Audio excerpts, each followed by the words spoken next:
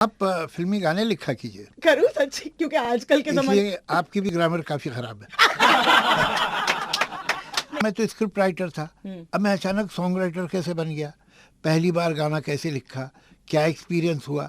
Surrender, हम लोग surrender नहीं करते, हम लोग सबके सब विनर्स पोज करते हैं। एक दिन जब घर आया वापस तो देखा पुलिस की जीप खड़ी है, लोग बैठे हैं। दोनों ही बातें हैं, पढ़ता भी हूँ और पढ़े लिखे लोगों से मिलता भी हूँ, तो उनकी बात सुनता हूँ, उससे बहुत सीखता हूँ। और आज आप यहाँ पर आए हैं, I hope you will learn something and go from. नहीं, कल जाऊंगा, कल किसी पढ़े लिखे के पास। जी जावेद साहब, आई मीन इट्स अ छोटा मुंह बड़ी बात, मगर this is how we want to start, क्योंकि बरसों से हम चाहते हैं कि आप यहाँ पर आए, तो हम थोड़ा अर्ज करना चाहेंगे। आप प्लीज इरशाद बोलिए, अर्ज किया है जी। इरशाद। बड़ी देर कर दी मेहरबान आते आते, बड़ी देर कर दी मेहरबान आते आते, अरसा हो गया जमाने को बताते बताते कि एक दिन जावेद साहब आएंगे, एक दिन जावेद साहब आएंगे, यहाँ हमारे साथ बतियाएंगे। ए राइम स्कीम को कंटिन्यू करते हुए, बड़ी देर कर दी मेहरबान आते आते, कभी बुरा नहीं लगा जावेद साहब आपको हमें इस तरह सताते? नहीं, ये सवाल था जावेद साहब, ये सवाल था। आप फिल्मी गाने लिखा कीजिए। करूँ सच, क्योंकि आजकल के जमाने इसलिए आपकी भी ग्रामर काफी खराब है। आप बताइए एग्जैक्टली कहाँ पर ग्रामर खराब था? थू हाँ, वो आखिरी अच्छा था। जी। वही सही था। हाँ, आप मुझे बता रहे थे कि आप ज्यादातर इंडिया के रेडियो स्टेशंस में नहीं आए हैं, मोस्टली यू बीन अब्रॉड। ये कैसे, कहाँ हुआ? ये पता नहीं क्यों ऐसा ही हुआ है। यहाँ अक्सर तो ऐसा हुआ कि वो आके इंटरव्यू कर लेते हैं घर पे ही, मगर वहाँ पर इंग्लैंड में या अमेरिका में काफ़ी एफएम जो हैं, और एशियन भी बहुत हैं, तो वहाँ जाना हुआ है मेरा। यहाँ ज़रा मुकाबलतन टीवी स्टूडियोज़ में तो गया हूँ, मगर रेडियो स्टेशन पे ज़रा कम ही इत्तेफाक हुआ है। सर, अब तो मतलब शुरुआत होगी, we got the ball rolling, we hope you come all the time, we would be very happy and lucky to have you. I think ये इसलिए भी है क्योंकि लोग नर्वस आ जाते हैं कि जावेद साहब को बुलाकर हम बातें कैसे करें, क्योंकि मेरा देखिए तातू ते हो जाता है आपके सामने। जी, वरना तो आप परफेक्ट बोलते होंगे। जी। So today we were trying to figure कि जावेद साहब से किन किन चीजों की बातें की जा सकती है। आप सर्वगुण संपन्न हैं, आप किसी भी चीज पे बात कर सकते हैं, साइंस ले लो, फिलोसफी ले लो, एथिज्म ले लो, और सबके बीच में पोएट्री भी। I mean of course that's the one that we would talk to you about. ये आपने लाइफ से ज्ञान प्राप्त किया या फिर आप बहुत सारी किताबें पढ़ते हैं? वो just trying to figure out कौन है जावेद साहब। दोनों ही बातें हैं, पढ़ता भी हूँ और पढ़े लिखे लोगों से मिलता भी हूँ, तो उनकी बात सुनता हूँ, उससे बहुत सीखता हूँ। और आज आप यहाँ पर आए हैं, I hope you will learn something and go from. नहीं, कल जाऊंगा, कल किसी पढ़े लिखे के पास। जी, कल फ्री हूँ। Alright, let's start with then, जिस शो के लिए आप आए हैं उसकी बात करते हैं। मैं कोई ऐसा गीत गाऊं।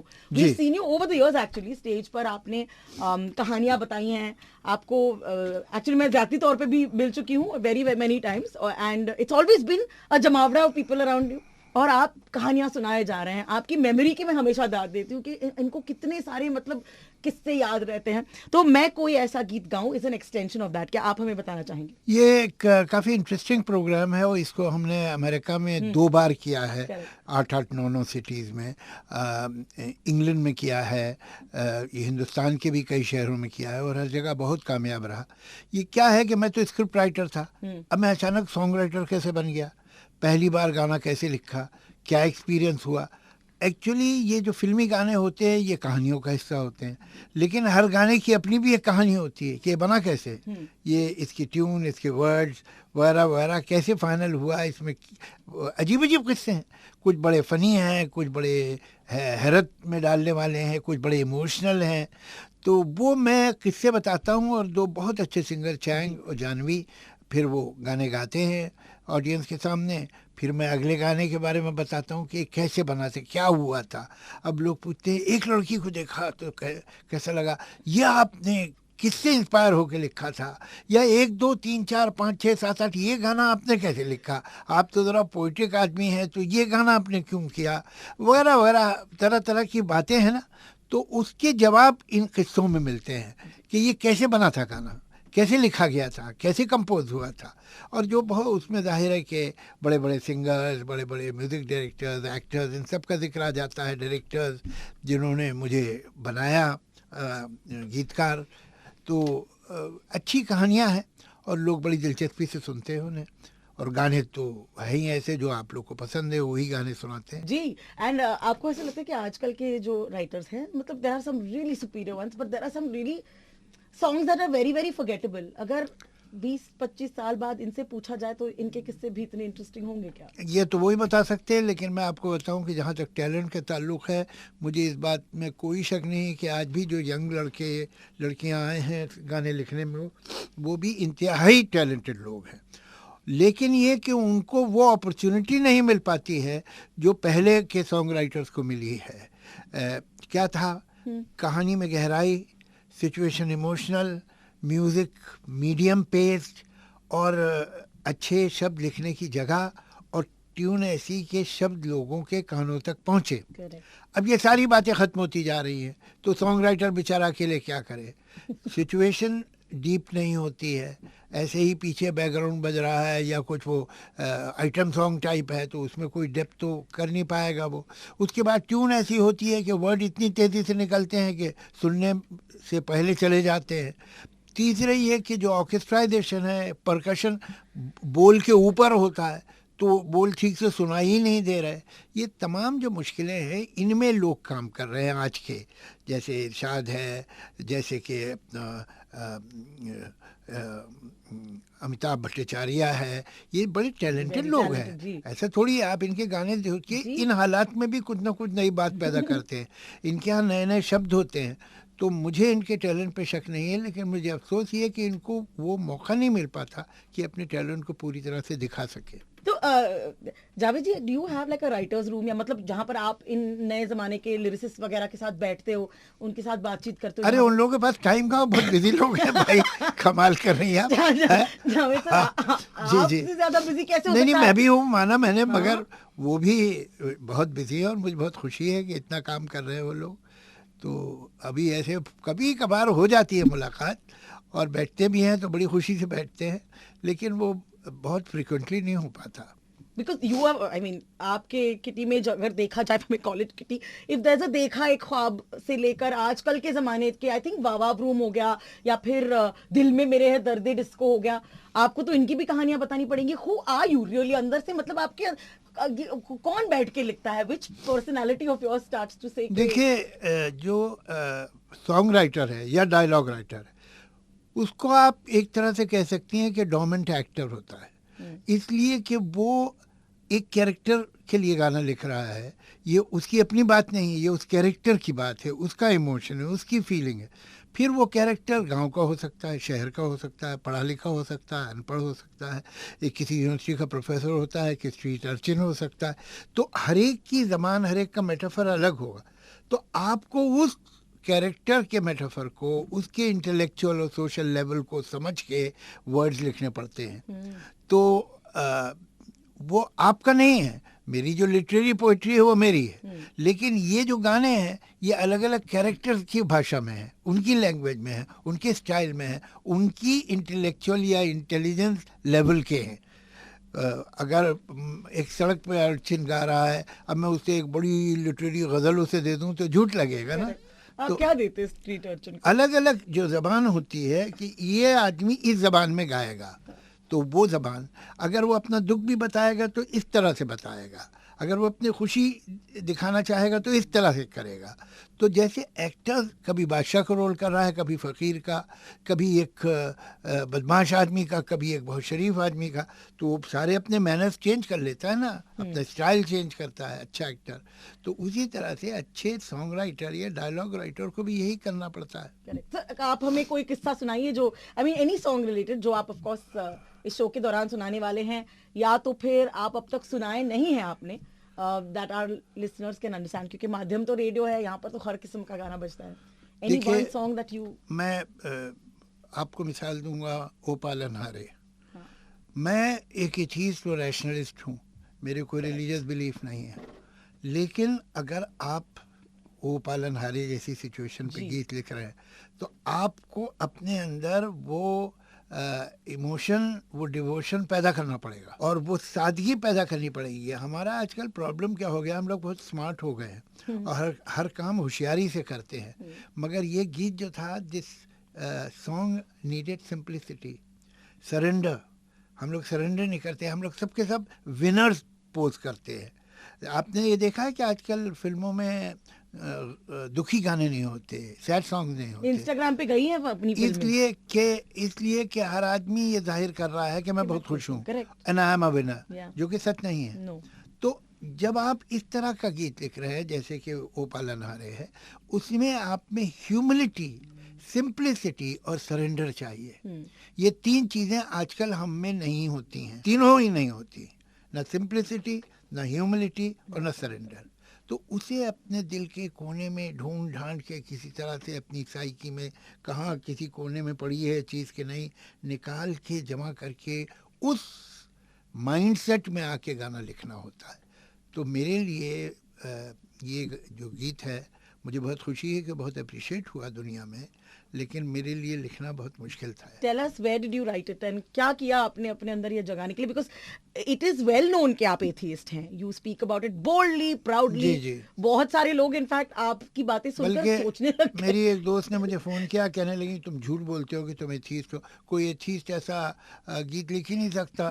तो मैंने कहा फिर तो जी तुम ये भी समझती होगी कि मैं डाकू भी रह चुका हूँ, इसलिए कि मैंने गब्बर सिंह के भी डायलॉग लिखे थे।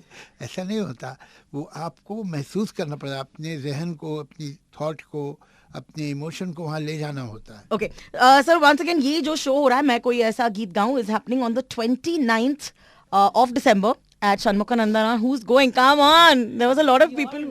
We have all decided कि हम पालथी मारकर, of course. I'll look for you. How many songs are we going to? मैंने इससे पहले actually चांग से बात की and he was telling me about what a fabulous time you all have had. He was telling me about you in general, so I might as well tell people कि जावेद साहब को, I don't want to say स्थिर बैठना पसंद नहीं, but he's active all the time, whether it's in his mind or whether it is हम सब थक गए होंगे, जावेद साहब is like अरे ये क्या है, चलो बातचीत करते हैं या फिर गाने गाते हैं। Where do you find all this energy and stamina from? What is the life philosophy इसके पीछे? अरे लाइफ इज़ वंडरफुल, खूबसूरत है ज़िंदगी, और उसमें दुख भी हैं, तकलीफ़ें भी हैं, लेकिन आप ये सोचिए ना हो तो पूरी की पूरी ये पैकेज जो है हमसे छिन जाता है। जो डेथ जो है वो यही तो है, एब्सेंस ऑफ लाइफ। तो ये बड़ी मज़े की कहानी है। ये ऐसा इन अ वे एक OTT सीरियल है लाइफ, नए नए चैप्टर आते रहते हैं, नए नए एपिसोड्स आते रहते हैं, क्या होने वाला है कुछ नहीं पता। तो आप क्यूरियोसिटी आपकी होनी चाहिए कि अब क्या होगा, कल क्या होने वाला है, कल जब उनसे मिलेंगे क्या करेंगे, कैसी बात होगी। तो life is always very interesting, that's why I love life. Okay, but do you think कि यू नो हम थोड़े फेक हो गए हैं as a population, as a people? Singular use करिए तो ज्यादा अच्छा है। क्या? इसमें हम क्यों कह रही, मैं बोलिए ना। अरे सर, मेरे बॉडी में फेक का एक टुकड़ा नहीं है। तो फिर किसके बारे में कह रही थी? हम तो किसके बारे में कह रही सर? अभी आप तो नहीं है। नहीं, हम बस डिस्कस कर दूसरों के बारे में सर। नहीं, हम डिस्कस कर रहे थे ना जी, कैसे हम लाइफ को ज्यादा दिखाते हैं, like as if life everything is okay, everything is fine. ये क्या अटेम्प्ट करने की कोशिश कर रहे हैं हम? क्यों नहीं सच्चाई में जी पाते? नहीं देखिए, एवरीथिंग इज फाइन नहीं है। एवरीथिंग अगर फाइन हो तो बोरिंग हो जाएगी कहानी। कहानी तो तभी इंटरेस्टिंग होती है जब उसमें कोई प्रॉब्लम आता है और फिर वो सॉल्व किया जाता है, यही तो कहानी होती है। और क्या है कहानी? जी, किसी बहुत मशहूर शायर थे नरेश कुमार शाद, उन्होंने एक कथा बोलते हैं जो 4 लाइन का होता है। उन्होंने कहा था जिंदगी के बारे में कि जिंदगी एक ज़र्ब-ए-कारी है, मतलब एक बहुत गहरी चोट है। ज़िंदगी शगल आहुजारी है, ज़िंदगी रोने धोने का काम है। एक चोट है, ज़िंदगी आंसू है, फिर भी क्या दिलकशी है जालिम में, फिर भी कमबख्त कितनी प्यारी है। तो ये बात कि दुख भी है, तकलीफ़ें भी हैं, मुश्किलें भी हैं, लेकिन उसके बाद भी ज़िंदगी जो है सबको ही प्यार है ज़िंदगी से, तो कुछ तो गुण होगा ना उसमें। जावेद जी, हमें अपने राइटिंग के प्रोसेस के थ्रू ले जाइए। Like what is it like, आप कहाँ, what do you do on a, because I know आपने 10 मिनट में भी गाने लिखे हैं और आपने बहुत वक्त भी लगाया होगा. इज देयर अ प्रोसेस कि मैं यहीं पर बैठूंगा? नहीं नहीं, ऐसा कुछ चाय नहीं, मुझे पीऊंगा? कुछ नहीं है. मेरा सिर्फ जो सोर्स ऑफ इंस्पिरेशन है वो है टेरर. जब मुझे ऐसा लगता है कि अब टाइम ही नहीं बचा, अब ये गाना कब होगा, मुझे तो कल देना है इन्हें, अब नहीं हो पाएगा, तो फिर मेरी सारी फैकल्टीज एक जगह आ जाती हैं और फिर मैं लिख लेता हूँ. और ये जो है, हो क्या रहा है कि अच्छा 24 घंटे से लिख लिया, तो फिर और अब 18 घंटे में रेस्ट लेते हैं, 12 घंटे. तो ये मेरा जो है अपना टेरर बढ़ाने का टाइम बढ़ता जा रहा है. और वो ये है कि जब खौफ होता है कि अब ये काम नहीं हो पाएगा, इतना कम टाइम बचा, अब कैसे करूँगा, तो सारा माइंड एक जगह आ जाता है. ये स्कूल से आया हुआ है सर. जी आप स्कूल में ऐसे थे ना, लास्ट मिनट होमवर्क जी जी ना? बिल्कुल. जी बिकॉज जी. या I was like that, but of course I can't right like you. मैं बातें कर लेती हूँ सर. अरे ये तो कोई उसका क्वालिफिकेशन नहीं उसकी, है लेकिन ना, 10 मुझे मिनट में आपने 9 मिनट में, मुझे इसलिए कि जो मेरा डायरेक्टर था उसे जाना था, वो लास्ट ट्रेन निकल जाती तो अपनी घड़ी बार बार देख रहा था, तो उसने मुझे बताया, क्योंकि वो घड़ी देख रहा था, कि मैंने 9 मिनट में लिखा है. तुमको देखा तो ये ख्याल आया, जिंदगी धूप तुम घना साया. जी. जावेद साहब, आप गा भी लेते हैं, गुनगुना भी लेते हैं, मतलब हिंदुस्तान में कोई आदमी नहीं जो गाता ना हो. हाँ. We Indians are singers. Correct. कुछ बाथरूम के अंदर, कुछ बाथरूम के बाहर, लेकिन गाते सब हैं. तो मुझे ऐसे we are a nation of singers. It's true. That is why whenever people come here and they say नहीं नहीं I will not sing, I'm wondering why. Now of course आपके लिए on stage आप किससे सुनाएंगे, and Chayang and Janvi will be singing, but would you like to sing us one of the favorite ones that you Oh, I have? would love to, but I won't. After I would like love के to. क्या बात है. अरे मतलब We'll sing कितना with you अच्छा हो now, अगर sir. मैं गाऊं और लोग कहें क्या गाया इसने, लेकिन ये तमन्ना दिल ही में रह जाएगी. और बताइए कैसी हैं आप? मैं एक्टिंग के बारे में कभी सोचा आपने? नहीं, अब एक्टिंग जब 10 साल से पहले यही सोचता था. सब बच्चे जब फिल्म देखते हैं तो उनको ये थोड़ी मालूम होता है कोई राइटर है, कोई डायरेक्टर है, कोई कैमरामैन है, कोई एडिटर है, कोई म्यूजिक डायरेक्टर है, थोड़ी पता होता. उन्हें तो सिर्फ पता होता है ये जो घोड़े पे बैठा तलवार लिए भागा चला जा रहा है और गाना भी गा रहा है. उन्हें नहीं मालूम होता है कि रफ़ी और किशोर की आवाज़ है, ये तो यही गा रहा है. तो सबसे पहले जब आपको फिल्म से इंटरेस्ट शुरू होता है तो आप एक्टर ही बनना चाहते हैं. तो आप बनना चाहते थे? और तो बचपन में मैं भी बनना चाहता था, किसको दिलीप कुमार, देखकर? राज कपूर, देवानंद, जो भी बन जाऊं, इतना मैं ज़्यादा फंसी नहीं था. तो जो भी दिला दो. तो वो फिर जब आप 12, 13, 14 की उम्र में आके फिर समझ आना शुरू होती है कि भाई क्या है क्या नहीं है, धीरे धीरे चेंज हो जाता है आदमी. लेकिन जिस आदमी को भी फिल्म में इंटरेस्ट हुआ है बचपन में, वो तो एक्टर ही बनना चाहता है, बिकॉज वो सिर्फ एक्टर को जानता है. हाँ सर, यहाँ पे भी बड़े सारे हैं. जावेद साहब, I am going to ask you to tell us the stories of a few songs which I believe आप स्टेज पर गाने वाले हैं. अगर आप यहाँ मैं गाने वाला नहीं, गाने वाले नहीं, आप बताने वाले. मैं वो गाएंगे. बहुत सारे गाने हैं जिनका पहले तो सबसे पहले वही जो मैंने जिंदगी में पहली बार लिखा था, देखा है ख्वाब तो ऐसे से वो कैसे हुआ. मैंने तो कभी उससे पहले ट्यून पे लिखा नहीं था. पोइट्री ज़रूर शुरू कर दी थी मैंने, लेकिन पोइट्री तो मैं अपने हिसाब से लिखता था, अपने मीटर बनाता था. अब यहाँ पर एक ट्यून दी गई थी मुझे लिखने के लिए, तो वो फिर कैसे हुआ ये सब आप आके सुनिएगा. आप तो आ रही हैं ना. एक स्टोरी तो बताइए. एक स्टोरी बताइए हमें, या तो तब की या तो आज की. And there must be a huge difference no between how you तब की आपकी एंजाइटी लेवल और ऐसा गाना लिखना. मैं आपको सुनाता हूँ जो सबसे, इसलिए कि ये सवाल बहुत करते हैं लोग मुझसे कि ये जो आपने लिखा था, एक लड़की को देखा तो ऐसा लगा, ये किससे इंस्पायर होके लिखा? गुलजार साहब ने तो बताया कि बहुत सारी लड़कियां. हाँ, बहुत अच्छा बहुत अच्छा. ये सिर्फ गुलजार साहब ही कह सकते थे. कल आपका वो गाना सुनता हूँ मैं तो दूसरे अंतरे में लगता है ये वो लड़की नहीं है तो कोई और है? बहुत अच्छा एतराज था ये. लवली. गुलजार साहब आपको याद करते हुए. तो हुआ क्या था कि जब विदु विनोद चोपड़ा ने अपनी स्क्रिप्ट नरेट की हम लोग को आर.डी. बर्मन के म्यूजिक रूम में, तो सारा पूरी कास्ट क्रेडिट सब थे वहाँ, क्रू था, कास्ट थी. तो जब ख़त्म हुआ तो मैंने कहा कि वो अच्छा है, लेकिन ये एक जगह है जहाँ पे गाना आप रख सकते थे, आपने रखा नहीं है. यहाँ एक गाना आ सकता है बहुत अच्छा. तो उनका नहीं, ये तो कोई जगह ठीक नहीं है, ये तो अभी लड़का लड़की मिले तक नहीं है। एक झलक उसने बस की खिड़की में देखी है उसकी, और अभी उसे मालूम भी नहीं वो यहाँ रहती है नहीं रहती, ढूंढ रहा है। अभी इसमें कहाँ गाना आएगा, और थोड़ी देर बाद तो रोमांटिक गाना आने ही वाला है, तो अभी यहाँ क्या गाना करेंगे। तो मैंने कहा मेरा इंस्टिंक्ट ये कहता है कि यहाँ बहुत अच्छा गाना आ सकता है। तो कह ले अगर आपका इंस्टिंक्ट कहता है तो ठीक है, लिख लाइए, हमें अच्छा लगेगा रख लेंगे। तो तय ये पाया कि ये सैटरडे था कि वेंसडे को मिलेंगे, ताकि 3-4 दिन इनको मिल भी जाए अच्छी तरह से गाना लिखने के। और ये होता क्या है, वेंसडे के बारे में आपने नोट किया होगा कि ये हर वीक आ जाता है। तो सो आ गया। अब वेंसडे को मुझे 2 बजे फ़ोन आया कि सर 4 बजे मीटिंग है, तो सब आ रहे हैं तो आ जाइएगा टाइम पे। अब मुझे पहली बार याद आया कि मैं वहाँ क्या दावा करके आया, इसलिए वो तो मैं भूल गया था दरवाजे से निकलते ही। अब आई वॉज सो एम्बेरेस्ड कि सब आएंगे, और मैंने इतना कन्विंस किया सबको कि यहाँ कमाल का गाना आ सकता है। अब मैंने जवाब क्या दूंगा, मैंने तो भूल ही गया था, मैं तो कुछ और काम कर रहा था। While I was driving and I was very nervous and tense and embarrassed कि मैं बोलूँगा क्या इन लोग को, कि मैं भूल गया था। तो अचानक मुझे एक आइडिया आ गया कि ये आइडिया से मैं बच जाऊँगा। तो मैं अंदर एंटर हुआ विद टोटल कॉन्फिडेंस। तो सब मुझे देख रहे हैं कि अब ये गाना पता नहीं लेके आएंगे। तो मैं देखिए भाई, मैंने 4 दिन बहुत सोचा, और मैं इस नतीजे पहुंचा हूं कि गाना एक बिल्कुल अलग तरह का हो सकता है। एक लड़की को देखा तो ऐसा लगा, ये मैंने रास्ते में लाइन सोची थी, और इसके बाद सिर्फ सिमिलीज आएंगे। ऐसा लगा जैसे ये जैसे वो, समझे जी। तो अगर आप लोग को आइडिया पसंद हो तो मैं गाना लिख।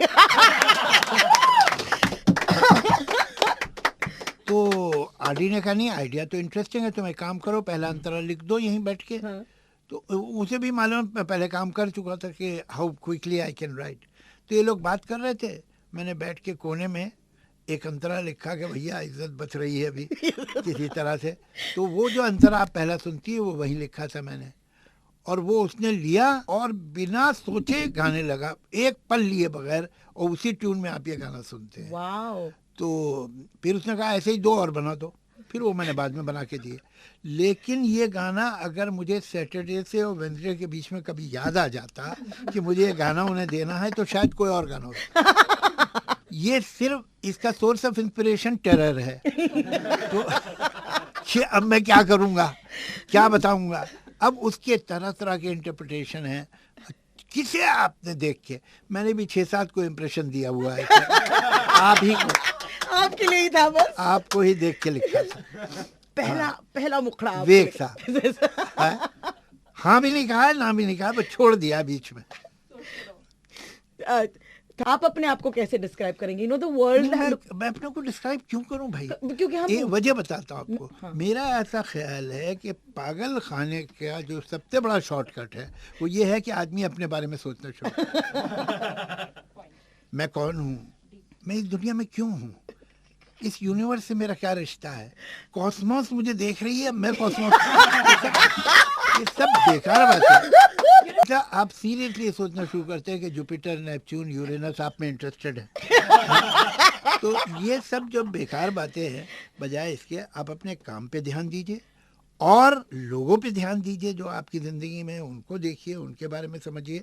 और अगर अपने बारे में सोचना है तो एक ही बात सोचिए कि मैंने गलत क्या किया और उसे ठीक करने की कोशिश, बस। इससे ज़्यादा अपनी तलाशी लेने की ज़रूरत नहीं है।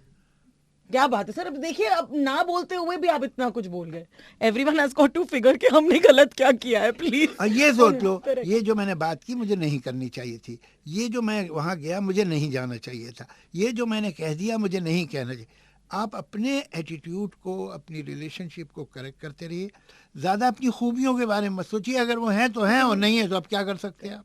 प्लस आपके मामले में तो दुनिया आपके खूबियों के हाँ तो बहुत अच्छी बात है, फिर हमें क्या जरूरत है सोचने।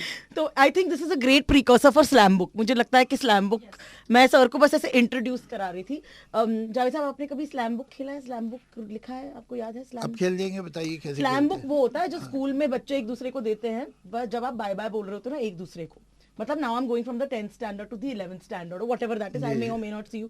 आप पहली बार आए हैं, I am hoping you will come again, but all my actors have done slam books with me और इसको बाकायदा अवार्ड भी मिला है। ये तो बस बताने की, but it's like it's very simple things. I will ask you, you respond. Okay okay. My name, हाँ जी, आप अपना नाम बोलिए। जावेद अख्तर। Very good.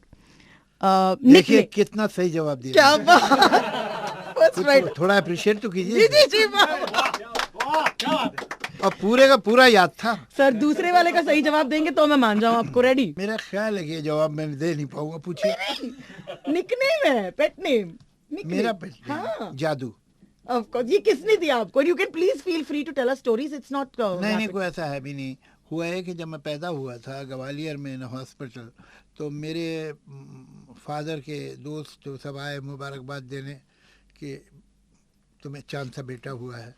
तो किसी ने कहा कि इसका नाम क्या रखोगे, तो किसी और ने कहा भाई तुम दोनों की शादी जब हुई थी, my father was a very famous poet, तो एक पोएम लिखी थी उन्होंने जिसमें उन्होंने एक लाइन थी, लम्हा लम्हा किसी जादू का फसाना होगा। तो अब यही है, इसी का फसाना होने वाला है तुम्हारी ज़िंदगी में, तो इसका नाम जादू ही रख दो। तो जादू हो गया मेरा पेट नेम। और मेरे ख्याल से 2-2.5-3 साल तक यही रहा। फिर मुझे जब केजी में भेज रहे थे तो उनका अरे यार बच्चे मजाक उड़ाएंगे इसका, तुम जादू मत रखो। तो फिर जावेद जो है जादू से मिलता जुलता है इसलिए रख दिया। ओह अच्छा, बाय द वे हो गया। ये उल्टा हुआ। आमतौर से पेट नेम जो है रियल नेम से बनते हैं, मेरा रियल नेम पेट नेम से बना, तो शुरू से ही काम उल्टा शुरू किया। आपकी लाइफ कितनी इंटरेस्टिंग रही है, which I will ask you in just a मेरा बिट। तो इरादा एक बार फिर पूरा जिंदा गुजारूं। Very good. So then that brings you to the next question. अगर आप जिसके बारे में आप सोचते नहीं, अगले जन्म में अगर आप इस दुनिया में फिर से आए तो आप किस रूप में आना चाहेंगे? मुझे तो अगले जन्म पे कोई विश्वास ही नहीं है। मुझे किसी भी तरह की ज़िंदगी पे मरने के बाद कोई विश्वास नहीं है। लेकिन एनीवे अगर आप कह ही रही हैं तो अगले जन्म में मैं जो कुछ भी हूँ उससे बहुत बेहतर बन के आना चाहूँगा। कोई इंसान, जानवर, बर्ड, एनीथिंग? नहीं मेरे ख्याल से इंसान ही प्रेफर करूँगा। तुम लोग क्यों हंस रहे हो? मैंने हमेशा बर्ड सोचा था। अच्छा आप चिड़िया बनना चाहते हैं? समथिंग नहीं, चिड़िया तो बम्बई में नहीं हो सकते, यहाँ पर ग्लास की बिल्डिंग है, मैं चुग के मर जाऊंगी वहीं पे, नहीं चाहिए मैं but I want to be a bird. कौन सी आपकी फेवरेट बर्ड है? मुझे पता था, मुझे चैंग ने बोला था कि अगर आप जावेद अख्तर साहब से सवाल पूछेंगे ना तो वो आपको भी इन्वॉल्व कर लेंगे डिस्कशन। नहीं होना भी चाहिए, तभी तो सही कॉन्वर्सेशन होगा। मतलब अगर वाकई आपको चिड़िया बनाने का प्रोग्राम बनी जाए तो आप कौन सी चिड़िया बनना पसंद करेंगे? आई हेट दिस बर्ड, पर मैं यही बनना चाहूंगी। सुनेंगे आप? जी। कौवा। बहुत शाना होता है जावेद साहब, बहुत शाना। मैं तो रेडियो पर कौवे की बात करते नहीं थकती। कैसा इंसान होता है कौवा। इट्स ट्रू, वो अपने खुद के खाने का इंतजाम कर लेता है, का करके मेरी माँ को सताता है। अगर हमने उसको खाना नहीं दिया तो हमारा गोल्ड चेन लेकर या फिर मेरे विटामिन लेकर दूसरे बिल्डिंग पर जाकर बैठ जाता है। और somehow he does jugaad. They can catch things with their paws. They know to put stones in water. What is that thing? You cannot not survive being a kawa. You might be ugly but talent, and I've always been about talent. एक कौवे में एक और खूबी होती है जिसे कहते हैं कौवा एका। कौवा एका क्या है? एक कौवा जख्मी हो जाए और वो पुकार रहा हो, जहाँ दूर दूर तक एक भी कौवा आपको नहीं दिख रहा है, वहाँ इन फ्यू मिनट सैकड़ों कौवे आके बैठ जाएंगे। Can you say that for इंसान? इंसान तो नहीं करते ऐसा। करेक्ट। ये बात कौवे से सीखने की है। कहाँ जरूर करते हैं मगर कोई जख्मी हो तो नहीं आते। हाँ तो अब मेरे प्रश्न का उत्तर दीजिए। अगले जन्म में अगर आप कुछ बन के आ सकते, सोचिए एक सेकंड के लिए। आपने तो 10 मिनट में गाने बनाए, ये तो बस सिंपल सा सवाल है। नहीं अब चिड़िया ही बनना, तो मैं तो मोर बनूंगा। काहे? मोर जो है एक तो खूबसूरत होता है, नाचता वाचता भी है, फिर क्या है हमारा और इस जन्म में जो नहीं कर हमारा जो घर था, जब मैं मेंबर पार्लियामेंट था, तो जो घर हमें दिया था उन्होंने लोधी स्टेट में, उसमें घर के अंदर कोई 10-11 मोर थे। तो वो इधर उधर घूमते रहते थे और हमारी शीशे की विंडोज थी, तो मतलब मेरे 6 इंच पे मोर बैठा हुआ है, मोर मुझे देख रहा है, मैं उसे देख रहा हूँ, तो इतने करीब आ जाते थे, वो शीशा बीच में होता था। तो अब क्या था कि इतना बड़ा लॉन था लेकिन उसमें हम कुछ उगा नहीं सकते थे, इसलिए कि कोई भी सब्जी लगाओ ये लगाओ तो मोर जो है वो चोंच मार के सब खा जाते थे वो बीज। तो शबाना बहुत परेशान थी, कल यहाँ तो कुछ कर ही नहीं सकते, मुझे ये तो कि ये लगा दूँ वो लगा दूँ और कोई वेजिटेबल तो लगाएंगे। मैं शबाना सामने एक बाज़ार है, वहाँ से वेजिटेबल तो मिल सकती है, मोर नहीं मिलेंगे। तो मोर जो है उसके बड़े लाड होते हैं। अब तो भाई प्रोटेक्टेड हमारा नेशनल बर्ड है, तो मैं जब बर्ड ही बनना चाहूँगा तो नेशनल बर्ड बनूंगा, मैं क्यों कौवा बन के तो मारा घूमूं। Now that you've gone to पहले तो शबाना जी, a great big good morning if you're listening to this. You have to tell us what is the most romantic thing जो आपने शबाना जी के लिए किया. That's part of my slam book. अरे आदमी खुद बोले मैंने वो बहुत रोमांटिक काम किया था, ये कितनी बेवकूफ़ी की बात हो। ये जब शबाना का आप इंटरव्यू करें तो उनसे पूछिएगा कि भाई उसने क्या किया था बहुत रोमांटिक काम, बजाय इसके अगर मुझसे आप पूछें आपको मालूम, और मैं सुनाऊँ आपको एक दिन मैंने क्या किया है। कैसी बात कर रही है। इसे अब फिर दुनिया में सबसे ज्यादा शराफत का काम आपने क्या किया, फिर मैं अपना एक शराफत का किस्सा सुनाऊं। बट देखिए जावेद साहब, ऐसा थोड़ी होता है। ये दूसरे लोग आपकी तारीफ करें, आपके बारे में ऐसी बात बताएं तो ठीक है, आप खुद ही बोले। हाँ, यही तो यही कौवों की आदत होती है। हेलो हाँ जावेद साहब, जी जी, स्लैम बुक का अर्थ क्या है? आप अपने बारे में एक बुक में लिख रहे हैं, फिर आपने बनाई, आप निश्चिंत होकर मैं ऐसी स्लैम बुक को सलाम करता हूं। Thank you. चलिए क्या है आगे। But okay, can I tell a किस्सा that I heard, जहां I think आपने गाड़ी को भरा था फूलों से। और अरे वो ठीक है, तो आपको मालूम है ना, इनको नहीं पता था। तो अब मैंने किस्सा बता दिया, अब आप सुना दीजिए ना। नहीं वो मैंने शबाना जी के मैं नहीं सुनाऊंगा, वो ऐसी बातें दूसरों को करने दो, आप खुद नहीं। मैं करूं, आप मुझे करेक्ट करेंगे? हाँ करूँगा। ओके तो मैंने ऐसे सुना है कि कोर्टशिप के ज़माने में एक बार शबाना जी के घर के बाहर ऐसे बहुत बड़ी गाड़ी आई थी, एंड द गाड़ी एक या फिर 4 हो सकती थी, my memory is not like Javed साहब। आपको 1 और 4 में नहीं फर्क दिखाई देता? नहीं मैं सच बता रही हूँ। Aban question in this is आपकी मेमोरी का क्या राज है सीरियसली। बट इट वाज कि आपने बहुत सारे अलग अलग किस्म के फूल भेजे थे, एंड शी वाज लाइक धधन धधन बाबा रूम ऐसे हो गई थी वो। And yeah yes no maybe you are a great narrator. कितना अच्छी तरह आपने किस्सा सुनाया, मैं तो एकदम, हालांकि मेरा है लेकिन फिर भी मैं सुनता रह गया। जी सर मैं क्या है ना इंजेक्ट नहीं करना चाहती जो मुझे पता नहीं है, सो आई मीन जो है फॉरगॉटन। तो अगर आप नहीं कोई बात नहीं और पूछिए कुछ। मैं अलग पूछूं? हाँ। अच्छा तो पर ये सत्य है कि नहीं? कहानी इतना सत्य है ना? तो I am just trying to say that he is of course a practical man and all of that, but very romantic gentleman. Kindly please learn. I only want the world to learn from you Javed साहब। Why you are being like this? कोई और लड़का ऐसे, आजकल लड़के नहीं होते ऐसे, बताओ पूछो लड़कियों से। अच्छा हाँ बहुत तंग आ गई है लड़कियां, प्लीज। वाकई ये सच है जी। मगर दुनिया बदल रही है, सभी बदल रहे हैं, लड़के भी बदल रहे हैं, लड़कियां भी बदल रही हैं। अब आजकल लड़कियां भी वैसी नहीं होती जैसे पहले होती थी, आजकल बहुत बेहतर। नहीं बहुत मैं तो कह रहा हूँ बहुत बेहतर होती है। हाँ। मैं ये नहीं कह रहा हूँ इसलिए वैसी नहीं होती कि वो बहुत अच्छी हो गई। बेहतर ही, मैं नॉट बदतर। Thank you. Okay Javed, I am sorry, let's move on. Date of birth 17 January 1945। Coming up really soon. Okay sir, आपका कोई फेवरेट एक्टर है क्या? बचपन में दिलीप कुमार था, और जब काम कर रहा था तो अमिताभ बच्चन। और अब कोई नहीं। सचमुच कोई नहीं है। नहीं। हालांकि आपको एक बात बताऊं, बहुत सीरियसली कह रहा हूँ आपसे, कि जो अभी मैं नई पिक्चरें देखता हूँ जिसमें बिल्कुल नए नए लड़के आ रहे हैं, जिनमें से कुछ के मुझे नाम मालूम है, कुछ के नाम भी नहीं मालूम, वो अनबिलीवेबल एक्टर। एक पिक्चर कुछ दिनों में आएगी, उसका नाम है सुपरमैन ऑफ मालेगांव। उसमें एक एक एक्टर ने जो काम किया है, यंग लड़के हैं जी। मैं आपको बता नहीं सकता हूँ कितना अच्छा काम। मैं तो हैरत से देख रहा था कि इतना स्टैंडर्ड बढ़ गया है एक्टिंग का हमारे मुल्क में, क्या काम किया। तो अब वजह यह है कि अगर एक अच्छा लगे तो फिर फेवरेट होता है, लेकिन जब बहुत सारे अच्छे लगे तो कैसे फेवरेट होंगे। और मुझे तो ये जो यंगर जनरेशन में एक्टर्स आ रहे हैं ये बेपनाह पसंद है। ओके बट आप किसी एक का नाम नहीं ले? मतलब मैं आपको बताऊं, उनमें से अक्सर का तो मुझे नाम मालूम भी नहीं है। इवन ओटीटी में जो लड़के लड़कियां हैं, they are unbelievable, they are so good. Alright. Favourite corner आपके घर में, आपका फेवरेट कॉर्नर? जहाँ कोई बैठ जाने दे। कितने लोग हैं घर पे? नहीं ऐसा कुछ नहीं है। एक तो मेरा फेवरेट कॉर्नर वो है जो टीवी के सामने है, तो मैं ओटीटी वगैरह वहीं बैठ के देखता हूँ, और मुझे लगता है पढ़ता भी वहीं हूँ बैठ के। एक किताब जो आप हाल ही में पढ़ रहे हैं? अकबर।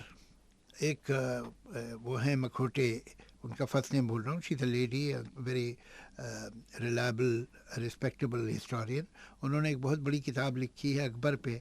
आई have always been very fascinated with Akbar, कि किस तरह का बादशाह था, क्या किया उसने अपनी ज़िंदगी में। तो मैं वो किताब पढ़ रहा हूँ, हालांकि मुझे उसके बारे में बहुत कुछ मालूम था, लेकिन फिर भी बहुत कुछ नया मालूम हो रहा है मुझे उसके बारे में।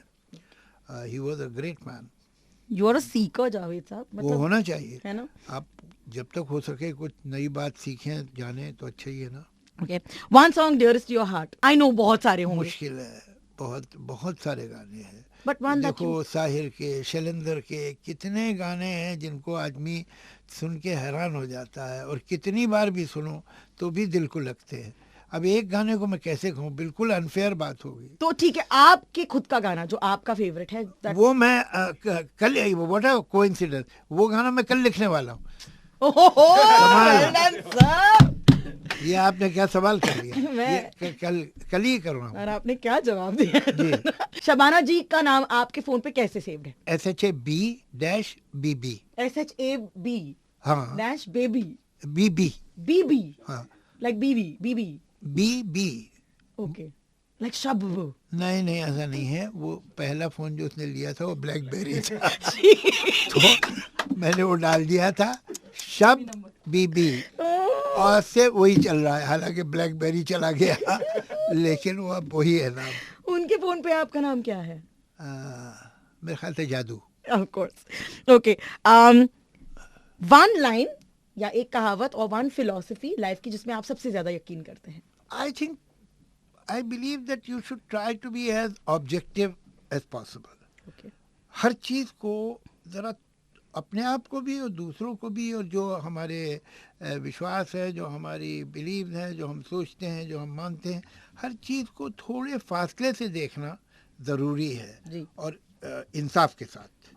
वो ऑब्जेक्टिविटी ही आपको करेक्ट करेगी। अगर आप बग़ैर सोचे कुछ मान रहे हैं तो आप गलती कर सकते हैं। बग़ैर सोचे अपने आप को भी पसंद कर रहे हैं तो भी आप गलती कर सकते हैं। हर चीज़ को, अपने आप को भी थोड़े फासले से देखते रहना ज़रूरी है। अपने बिलीफ को, होता क्या है, आपके ज़्यादातर जो आपकी मान्यताएं हैं वो आपने उसके बारे में कभी सोचा ही नहीं है। वो आपको किसी ने दे दिया, आपने ले ली। माँ बाप ने कहा ऐसा है तो आपने कहा अच्छा ठीक है, तो कुछ ध्यान नहीं दिया उस पर। लेकिन हर बात को अगर ध्यान से आप देखें और थोड़े फासले से देखें तो मुझे ऐसा लगता है कि आप में ग्रोथ ज़्यादा होगी। From that only I want to go to my next question, because आपने, like we discussed earlier, आपने, you've never made bones about the fact कि आप एक एथिस्ट हैं या फिर आप एथिज्म में विश्वास रखते हैं। Is that correct? एक ही बात है। एथिज्म में विश्वास रखते हैं। So I've heard you discuss this very very often. बल्कि इससे भी बुरा करते, आप एथिज्म के पुजारी हैं। इसे और बुरा कर दो। Has this ever gotten you into trouble? या have you ever regretted? ये नहीं, I have never regretted, लेकिन हाँ, ट्रबल में तो हो जाता है। क्या होता है, रिलीजियस लोगों के सेंटिमेंट बहुत होते हैं ना, एथीस्ट के सेंटिमेंट नहीं होते। आपने कभी नहीं सुना होगा कि ये बात फला ने कह दी तो एथीस्ट जो थे उनके सेंटिमेंट हर्ट हो गए, कभी सुना आपने? एथीस्ट के सेंटिमेंट क्यों नहीं हर्ट होते और रिलीजियस लोगों के सेंटिमेंट क्यों हर्ट होते हैं? उसकी वजह ये है कि एथीस्ट जो मानता है उसको वो लॉजिक से, रीज़न से, रैशनल से डिफेंड कर सकता है। लेकिन रिलीजियस आदमी के पास अपने बिलीफ को और अपने विश्वास को और अपनी मान्यताओं को डिफेंड करने के लिए सिर्फ सेंटिमेंट है, आर्ग्यूमेंट और लॉजिक नहीं है। इसलिए उसके सेंटिमेंट बड़ी आसानी से हर्ट होते हैं। तो मैंने बहुत बार लोगों के सेंटिमेंट हर्ट कर दिए गलती से, इसलिए कि मेरा ये इरादा है, उससे फ़ायदा नहीं कोई। बल्कि सेंटिमेंट जब हर्ट हो जाए तो वो और रिलीजियस हो जाते हैं। तो बेहतर यह है कि उनके रिलीजियस सेंटिमेंट हर्ट ना किए जाएं, लेकिन आहिस्तगी से, प्यार के साथ, धीरे से उन्हें बताया जाए कि आप जो ये मान रहे हैं ये ठीक नहीं लग रहा। How have you survived in a country that is all about religion and being at the top of your game, while like most people would argue religion? How have No, you... they don't argue. No, no, they can fight with you, but they can't argue because they know they will lose. Argue, आप अपने faith को argument से नहीं defend कर पाएंगे कभी। Correct. But have you ever gotten into trouble for, because also you're very courageous? ऐसा मैं कोई करेजियस नहीं हूँ। हाँ, मुझे हेट मेल आती रहती है, इधर से भी उधर से भी। मुझे 3-4 बार बॉम्बे पुलिस ने on their own, Mumbai police ने प्रोटेक्शन भी दिया है, मैंने नहीं मांगा उनसे कभी। एक दिन जब घर आया वापस तो देखा पुलिस की जीप खड़ी है, लोग बैठे हैं, पुलिस वाले, वो क्या जी वो साहब ने कहा है कि अब कुछ थोड़ा उनको है फीलिंग्स आ रही, हाँ ख़तरा है, ऐसा हमारा परसेप्शन है, तो हम उनको भेज रहे हैं, अभी कुछ दिनों उधर बैठो। तो ऐसा 3-4 बार मेरे साथ हुआ है। क्या कहा था आपने उसके बिल्कुल पहले, आपको याद है? मैं तो कहता ही रहता हूँ तो कहाँ याद रहे कौन सी बात क्या लगी। सर जावेद साहब को गुस्सा किस बात पर आता है? अब गुस्सा करके मैं क्या किसी का बिगाड़ लूँगा, तो गुस्सा तो मैं नहीं कहूँगा, इसलिए कि गुस्सा तो बहुत पावरफुल लोगों को आए तो मतलब बनता है, हम क्या, हमारा गुस्सा क्या। लेकिन ये कि मुझे छोटी बात, घटिया बात पसंद नहीं है, छोटापन नहीं पसंद है, मीननेस, क्या फ़ायदा है, एक कड़वी बात कर रहे हैं जिससे दुनिया में कुछ जहर फैले, वो अच्छा नहीं लगता मुझे। और मैं देखता हूँ तो मुझे बहुत दुख होता है, गुस्सा नहीं बल्कि दुख है ये। That was going to be my next question कि आपके हिसाब से what is the biggest one small but biggest problem that the world faces philosophically, अगर आप सोचे तो एक आपको लगता है दुनिया में ये सबसे बड़ी दिक्कत है? क्योंकि सबसे बड़ी दिक्कत ये है कि लोग सुनते नहीं हैं। जब आप बात कर रही हैं तो मैं सुन नहीं रहा हूँ, मैं वेट कर रहा हूँ कि जब ये चुप हों तो मैं अपनी बात कहूँ। तो हम वेटिंग टू टॉक है, लिसनिंग नहीं है एक। और हम ऑब्जेक्टिविटी, जिसकी मैंने पहले भी बात की थी, कि थोड़े फासले से देखो। वो एक बात है कि हम ही हम हैं तो क्या हम हैं, तुम ही तुम हो तो क्या तुम हो। तो देखो दूसरे के भी पॉइंट ऑफ व्यू को देखो, उसे भी समझो, उसकी क्या तकलीफ है, उसका क्या दुख है, उसकी क्या परेशानी है। सिर्फ मैं हम में काम नहीं चलता है।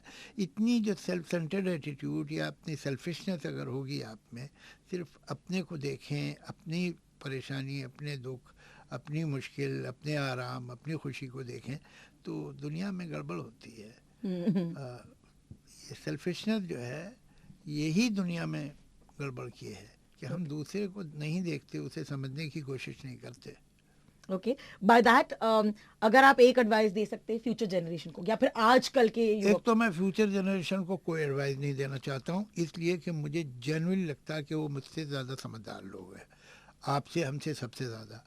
और जो ड्रामा हम लोग करते रहे हैं, मेलो ड्रामेटिक और ये और वो, उन्हें बिल्कुल पसंद नहीं है। उन्हें चाहिए कि आप सीधी बात कीजिए, सीधे शब्दों में कहिए और सच बताइए बात क्या है, होशियारी मत कीजिए। ये है फ्यूचर जनरेशन और मुझे उनसे बहुत उम्मीदें हैं। और जो गड़बड़े हमने उन्हें दी हैं, हमने जो समाज उनको सौंपा है, मैं ऐसा मानता हूँ कि वो समाज को बेहतर बनाएंगे। Yeah. Do you want to tell us, according to you, what are the 2 or 3 things जो हमने नेक्स्ट जनरेशन को सौंपा apart from global warming? Global warming, wars, prejudices, biases, दुश्मनियाँ, ये सब नफ़रतें, ये पूरी दुनिया में फैली हुई हैं। तो मुझे लगता है कि दुनिया की जो अगली जनरेशन है वो इन चीज़ों को ख़त्म करने की, कम से कम करने की कोशिश करेगी। Would you give one advice then to the older generation, sir? बस बहुत हो गया, आप जाइए। मेरी मम्मी को तो ये मैं ज़रूर सुनाऊंगी, बस बहुत हो गया वहाँ तक। जी।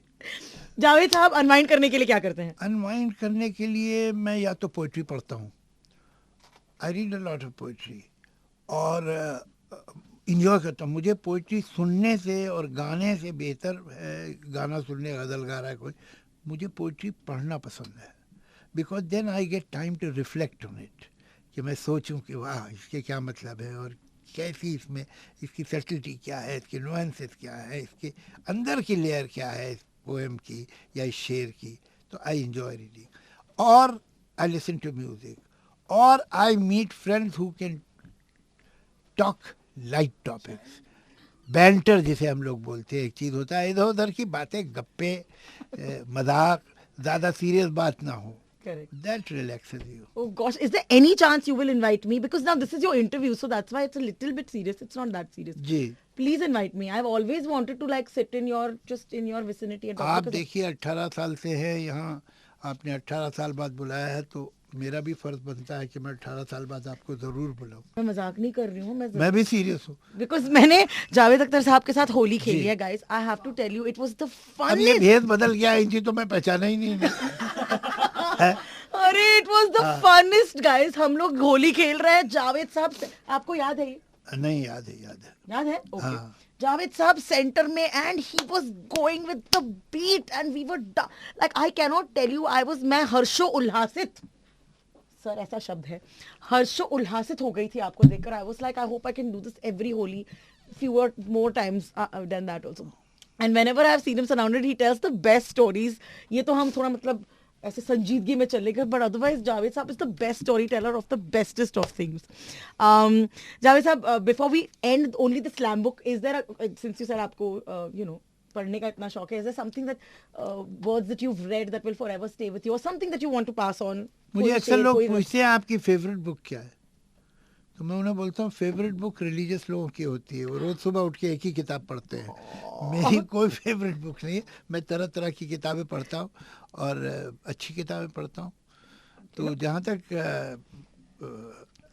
और अच्छी एक किताब आपके 4 पेज भी पढ़ लें तो you feel that you have grown few inches.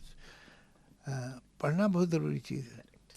हाँ सर, हम मेंटल हेल्थ की बातें कर रहे थे जी, क्योंकि we do this one thing called Monday mental health. आप मेंटल हेल्थ की बात कर रही हैं, वाह. हाँ बोलिए. हाँ. So we just wanted to understand, so we do this thing called Monday mental health on every Monday, started post the pandemic. That also one and बाकी दिन मेरा है तो कोई हरज नहीं है. क्या? मैंने कहा मंडे को तो ठीक है, अच्छी बात है, लेकिन बाकी दिन भी क्या है. Just like Wednesday comes every week, वैसे मंडे को हम मेंटल हेल्थ कर देते हैं. अच्छा, चलो एक दिन भी बहुत. हाँ. Also मंडे को लोग बोलते हैं ना सबसे ज्यादा त्रासित होते हैं लोग. अच्छा, तो वो बोलिए. सो जस्ट जनरली मुझे बताइए मेंटल हेल्थ के आपके लाइफ में क्या मायने हैं? Do you even think about it? Is it something that you think is a new generation thing? Is it, I am just trying to understand कि आपके व्यूज क्या है मेंटल हेल्थ को लेकर. आजकल तो क्या हो गया है, अब देखिए, मैं पता नहीं, कुछ आपको शायद ओल्ड फैशन लगने लगूँ, इतने यंग लोग हैं वो साइकियाट्रिस्ट के पास जाते हैं, दे आर ऑन द. हालांकि मुझे सूट एक तरह से यूँ करता है कि मेरा जो भाई है, I have only one real brother, और वो साइकोएनालिस्ट है यूएस में. तो भाई ठीक है, जितने लोग काउच पे आए हमारा तो भला है. तो मगर है क्या कि जैसे कुछ लोग होते हैं, ज़रा सा कोई तकलीफ हुई दवा खा ली, तो आपका जो वो है अपना जो डिफेंस सिस्टम है, जो आपकी बॉडी जो है वो खुद अपने को क्योर कर सकती है, उसकी वो एनर्जी, वो पावर, वो प्रॉवस आप धीरे धीरे कम करते चले जाते हैं by immediately taking a medicine. ज़रा से बहाने पे एक दवा खा ली, नींद नहीं आ रही, 3 गोलियां खा ली नींद की, ये वो हर जगह. ज़रा से कुछ सर भारी, एक पिल ले लो. उसी तरह से अगर आपको कोई कंफ्यूजन महसूस हो रहा है तो first of all why don't you try to resolve it yourself. और उसके लिए फिर मैं वही दोहराऊंगा, ऑब्जेक्टिविटी, ऑनेस्टी चाहिए. आपको क्या चीज़ डिस्टर्ब कर रही है, इधर अपने को सवाल करके तो देखिए. Be your own psychoanalyst for a while. उसके बाद वो बिल्कुल ही आप ठीक नहीं हो रहे, या लोग कह रहे हैं कि भाई तुम तो ठीक नहीं हुए, तो चले जाइए. लेकिन that should not be your first attempt कि जहाँ आपको लगा कुछ उलझन सी है, जाके आप काउच पे लेट जाए. तो उसमें जो आपका अपना प्रोसेस ऑफ सेल्फ क्योर है, और I am saying self cure for a need of a better word, तो वो ख़त्म होता चला जाता है. आप पे डिपेंडेंस बढ़ रही है, तो कुछ तो खुद अपने बारे में सोच के अपने को ठीक कर. I was almost an alcoholic, और मैं रोज़ 1 बोतल शराब पीता था, 1 बोतल. अब मैं एग्जैजरेट नहीं कर रहा हूँ.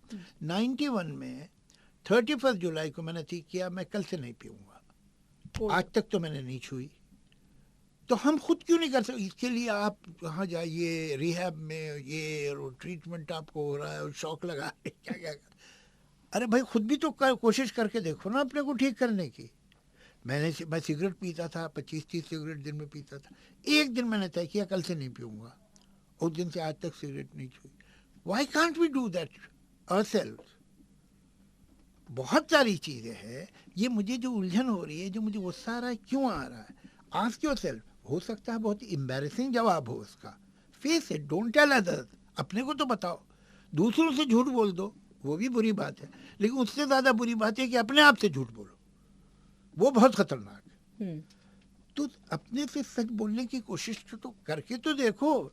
उसमें नाकाम हो गए तो चले जाना। मगर बहुत जल्दी जो है, the moment you feel something is going wrong with in you, आप जाके काउच पे लेट जाए। तो आपने अपनी जो एनर्जीज थी, आपकी अपनी जो कैपेबिलिटी थी सेल्फ क्योर की, अपने आप को ठीक करने की, वो आपने उन्हें छोड़ दिया। और वो धीरे धीरे आप इसी तरह डिपेंडेंट होते जाएंगे तो कमज़ोर होती चली जाएंगी। मुझे ऐसा लगता है, आई मे बी रॉन्ग, हो सकता है मैं बिल्कुल गलत कह रहा हूँ, कि लोग कहेंगे क्या है तुम कह रहे हो कि एक आदमी को मेंटल उलझन है और साइकोएनालिस्ट के पास नहीं जाए, कौन सी तुम पुरानी बात कर। हो सकता है, और हो सकता है मैं गलत हूँ, मैं दावा नहीं कर सकता, लेकिन मैं अपना बता सकता हूँ कि मैंने तो जो गड़बड़े मुझे लगती थी मैंने खुद ही ठीक की। अब कुछ अभी भी बाकी होंगी जो मुझे दिखाई नहीं दे रही होंगी, वो अलग बात है, लेकिन जो ऑब्वियस थी वो तो खुद ही की, मैं किसी से मदद नहीं ली। तो हु कीप्स यू सेन? आपको मिरर दिखाता है या फिर आपको कौन, आप you know do you have someone जिनसे आप? Oh yes, my children, my wife, they are ruthless people. बिल्कुल, उन्हें जरा परवाह नहीं होती कि मेरी ईगो को कितनी ठेस पहुंचेगी, तो वो मुझे साफ बोलते हैं, particularly the daughter.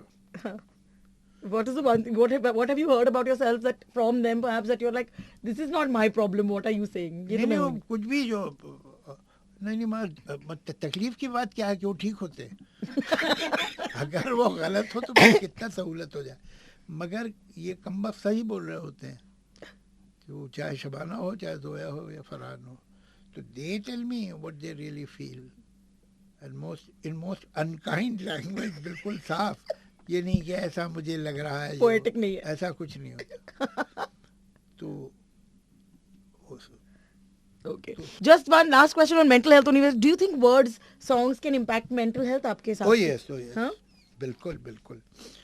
म्यूजिक जो है वो डेफिनेटली आपको बहुत ही सूदिंग इफेक्ट देती है, आपको शांति देती है, आप में ठहराव पैदा करती है।